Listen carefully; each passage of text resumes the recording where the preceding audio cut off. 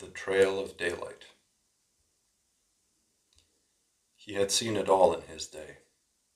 The town square that afore came decked in quetzal, turquoise, and deep gold, now turned into a pyre.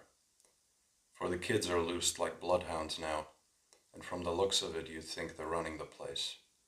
Sweet little ones turned wild-eyed overnight, laughing out from beneath garbage heaps and running, always running door to door, knocking on some but smashing most, and making a fire out of anything.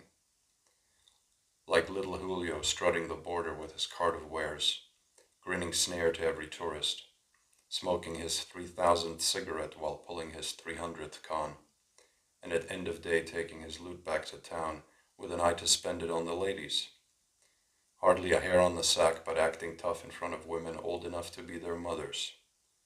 To turn your back on this won't hurt a bit. All his life spent wandering, and no end to what he's left behind. He had settled in the forest once, where first bugs got to him and then bandits followed. The kind you spot a mile away, stumbling through the bush and hacking at it blind. Another low-down wrecking crew out for sacred sites to plunder. They found instead an old man who hadn't lost his killing skill, who gave them what they'd come here for, when he piled their bodies up against a clump of trees and named it Dead Fool's Grove. Soon strangers flocked to see it, crowding round his forest home, boring him with questions, and so he sought once more to leave and breathe a different kind of air. He made his way through towns he'd heard of long ago, hoping to drop at each juncture a bit of what his years had taught him, as is the custom of the aged. But no one cared and no one listened. No one there had any use for old man wisdom, and they turned him away. The patient few who sat with him along the way spoke fondly of the beach, and so he tried it, raised a pretty shack on poles just by the shore, and called it home. And for a while the old man almost prospered. He hauled in clams and fish for snapper, made potions for his joints from seaweed and with other green things he could find, and by season's end had dressed his walls with shells of many colors. But then the tide rolled in with a stench of slow death, a current of black tar, and with it came rotting fish, broken bottles, and eventually more bandits.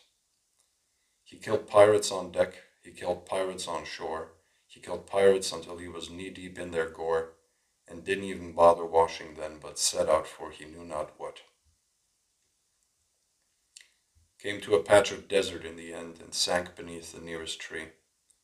Laid there one hand upon a rock, and put the other to his face, and when he felt a likeness, knew at once what spot he'd come to, knew this place for what it was, knew then he'd see no further stops along this trail of daylight. Knew better, too, than to look for his reflection in a pond, nothing there he hadn't seen before in dreams, a longed for house or tent or temple. And so he left it at a makeshift stove, cooked himself some beans and coffee, didn't even bother adding hooch, and drew out a cigar he had carried with him for a good long time. He sat then on a folding chair and faced the setting sun, lit his smoke real slow and blew it to the south, blew it to the west, blew it to the north, blew it to the east, blew it on himself. It is said by those who still remember the old ways that what they found on that chair by sunup was only some of him, yes, only some of him, and that most had gone up with the smoke.